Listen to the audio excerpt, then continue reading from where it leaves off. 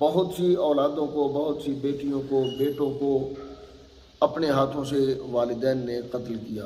آپ اندازہ کیجئے وہ کیسا معاشرہ ہوگا کہ جب عام رسم تھی، عام رواج تھا، اور نہ دل کانپتا تھا، نہ ہاتھ کانپتے تھے، نہ دل تڑپتا تھا، اپنی اولاد کو اپنے ہاتھوں سے قتل کر دیا جاتا تھا۔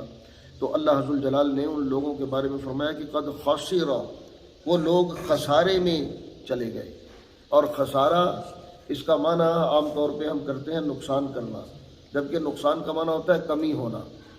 نقصان کا معنی کمی ہونا، اور خسارہ ایسا لفظ ہے جس کا معنی، جس کا مطلب کمی ہونا نہیں ہے، بلکہ خسارے کا مطلب ہے کہ مکمل طور پہ ختم ہو جانا، مکمل طور پہ ختم ہو جانا۔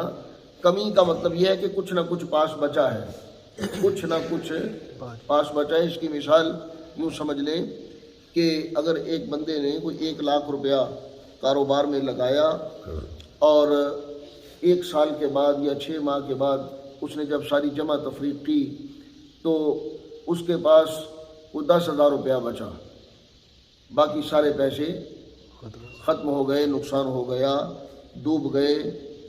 تو یہ نقصان ہے، یہ کمی ہے۔ اور اگر حساب کرنے پر نہ اس کے پاس کوئی مال بچے، نہ کوئی دکان بچے، نہ کوئی پیسہ بچے، نہ کوئی لینے والا، نہ کوئی دینے والا، نہ جیب میں کوئی پیسہ، نہ گودام میں کوئی مال، جب سب کچھ ختم ہو جائے تو اسے خسارہ کہتے ہیں۔